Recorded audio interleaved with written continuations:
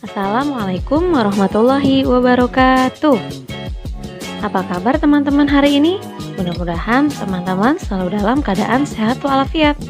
Teman-teman, sebelum kita mempelajari pelajaran hari ini, mari kita membaca doa bersama-sama. Bismillahirrahmanirrahim. Rabbi zidni ilma. Ya Allah, tambahkanlah ilmuku. Warzuqni fahma, dan pertinggikanlah kecerdasanku. Amin ya robbal alamin.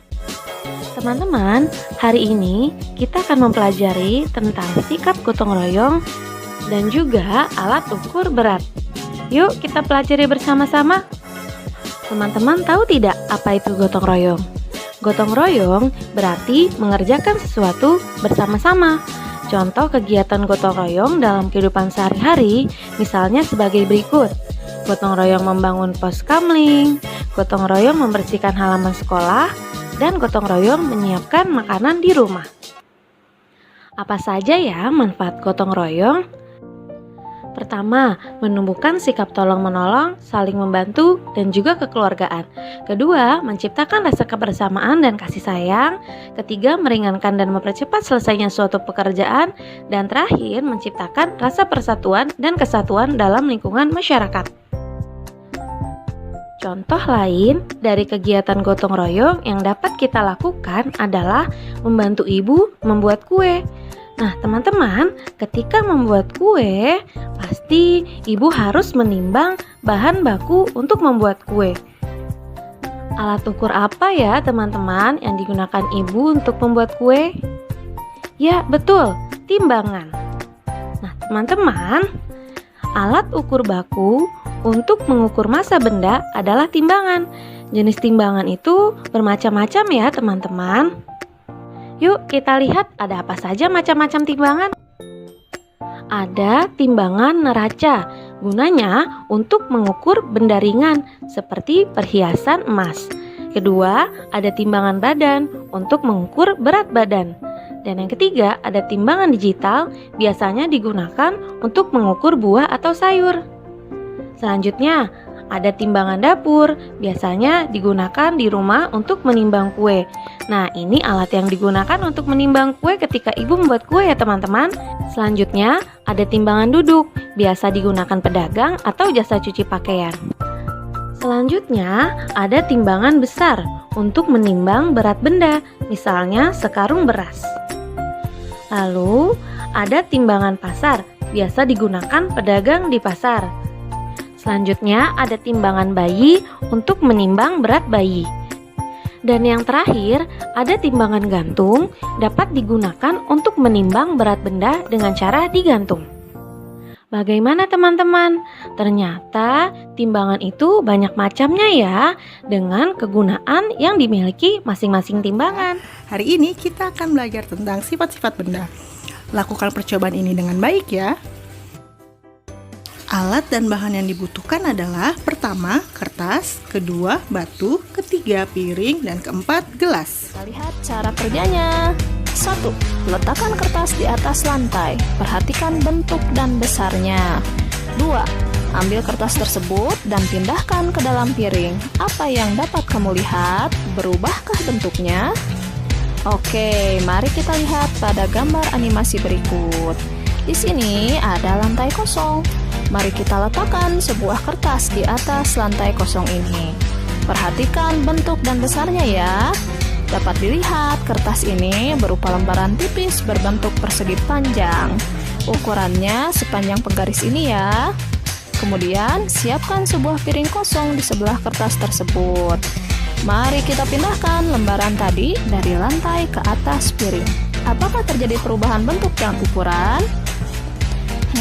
Penampakannya tetap seperti lembaran tipis berbentuk persegi panjang ya, tidak berubah bentuk menjadi segitiga maupun lingkaran, dan tidak juga berubah dari benda padat menjadi seperti air atau seperti udara. Setelah diukur pun panjangnya tetap sepanjang penggaris ini. Berarti walaupun berpindah tempat, kertas ini tidak mengalami perubahan bentuk dan ukuran. Kita lanjutkan ke nomor 3 dan 4 ya. Nomor 3. Ambil batu dan letakkan di atas meja. Amati bentuk dan besarnya. Nomor 4, pindahkan batu tersebut ke dalam gelas. Apa yang dapat kamu lihat? Berubahkah bentuknya? Oke, mari kita lihat lagi animasi selanjutnya. Di sini ada sebuah batu yang sudah diletakkan di atas meja. Kita bandingkan batu tersebut dengan kelereng yang satu ini. Dapat kita perhatikan bahwa batu dan kelereng ini mempunyai ukuran yang serupa. Kemudian, taruhlah sebuah gelas kosong di sebelah batu tersebut. Kita pindahkan batu dari atas meja ke dalam gelas tersebut. Mari kita bandingkan besar batu yang tadi dengan kelereng yang digunakan sebagai pembanding di awal tadi. Ternyata batunya masih memiliki ukuran yang menyerupai kelereng ya.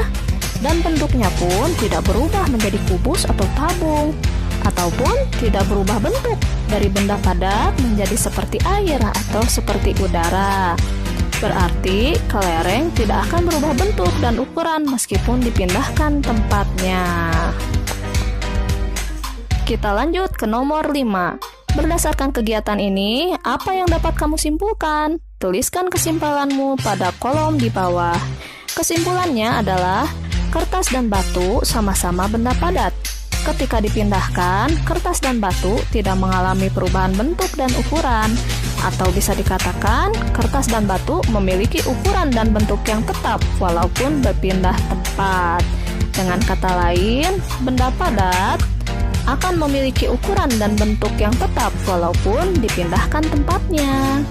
Nah, ternyata seperti itulah sifat-sifat benda padat. Kali ini kita akan sama-sama membahas dan melakukan percobaan bagaimana sifat dari benda cair. Seperti benda padat, benda cair juga ada banyak di sekitar kita. Sekitar 70% permukaan bumi tertutup oleh air laut. Tubuh manusia hampir 2/3 bagian merupakan cairan. Anak-anak, kamu tahu tidak apa saja sifat dari benda cair? Nah, sebelum kita belajar dan melakukan percobaan tentang sifat benda cair, kita harus tahu dulu ya anak-anak, bahwa air adalah benda cair yang sering kita temui dan kita sebagai manusia tidak bisa lepas dari yang namanya air. Karena air itu memiliki banyak sekali manfaat dalam kehidupan kita. Air kita pakai untuk minum, kita pakai untuk mandi, kita pakai untuk mencuci pakaian, mencuci piring, dan manfaat-manfaat lainnya. Oleh karena itu, kita punya tanggung jawab untuk menjaga air agar supaya tetap bersih dan dapat digunakan oleh kita dan juga orang banyak. Nah, selain air, ada juga benda-benda lain yang termasuk dalam benda cair. Contohnya, susu dan juga minyak. Ada juga beberapa benda cair lainnya, seperti sirup, kemudian ada kecap, dan lain-lain. Kamu bisa menemukan sendiri ya anak-anak, di sekitarmu pasti ada banyak sekali benda cair. Nah, untuk mengetahui sifat benda cair, lakukanlah percobaan berikut. Siapkan alat dan bahan. Air dan minyak goreng. Minyak goreng bisa kamu ganti dengan benda cair lainnya yang ada di rumahmu, kemudian ember, gelas, dan kantong plastik.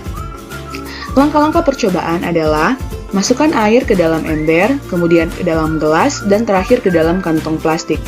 Lakukan hal yang sama dengan minyak goreng atau benda cair lainnya sesuai dengan pilihanmu. Kemudian, catatlah hasil pengamatanmu ke dalam tabel pada slide berikut ini. Sekian video penjelasan ini, semoga membantu kalian dalam belajar di rumah ya. Terima kasih. Wassalamualaikum warahmatullahi wabarakatuh.